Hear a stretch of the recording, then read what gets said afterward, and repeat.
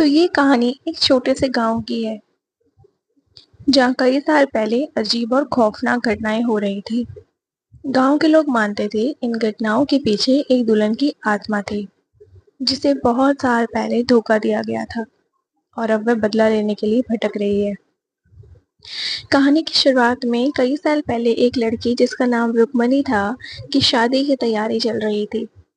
रुक्मणी एक खूबसूरत और भोली लड़की थी और उसकी शादी एक संपन्न परिवार में एक लड़के के साथ तय हुई। शादी के पूरे गांव में धूमधाम थी। मेहमान सजावट और शादी की रस्में का इंतजार कर रहे थे।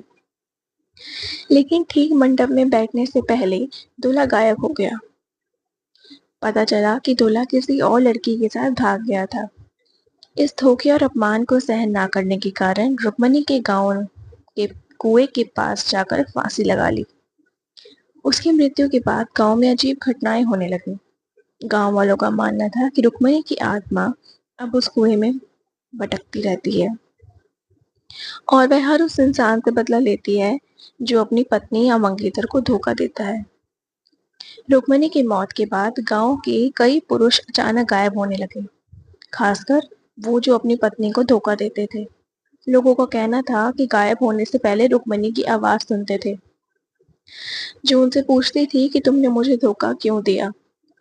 इसके बाद वह पुरुष कभी नहीं लौटे। लोगों का कहना था कि रात के समय रुक्मणी की आत्मा दुल्हन के लाल जोड़े में गांव में घूमती दिखाई देती है। वर्षों बाद भी गांव के लोग उस कुएं के पास जाने से डरते थे। जो भी वहां जाता था रुक्मणी की आत्मा दिखाई देती थी। लोग कहते थे आत्मा आज भी धोखे की बदले की आग को पूरा करने में लगी हुई है। गांव की यह मान्यता बन चुकी थी कि जो व्यक्ति अपनी पत्नी या मंगेतर को धोखा देगा वह रुक्मिणी के बदले की आग का शिकार होगा। उसकी आत्मा आज भी किसी को नहीं छोड़ती और लोग डर के मारे कुएं के पास नहीं जाते। ये कहानी ना केवल आत्माओं की डरावनी दुनिया में ले जाती है बल्कि लोगों को सच्चाई और विश्वास का महत्व सिखाती है। साथ ही ये बताती है कि कभी भी किसी से धोखा नहीं करना चाहिए। क्या आज तक वो रुक्मणी की आत्मा उसी कुएं के पास है? ये सब बातें जानने के लिए मेरी कहानियों में बने रहें। और अगर कहानियाँ पसंद आए तो मेरे चैनल को लाइक, सब्सक्राइब और शेयर करना ना भूलें।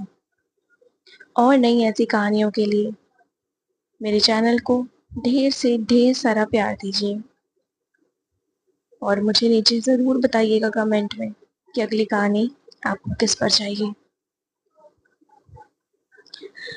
और आखिर में देखते हैं कि रुक्मणी की आत्मा अभी तक वहां भटक रही है या नहीं।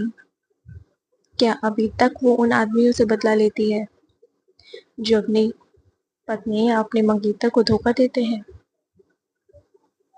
जीवन की एक सीख के साथ इस कहानी का अंत हो रहा है।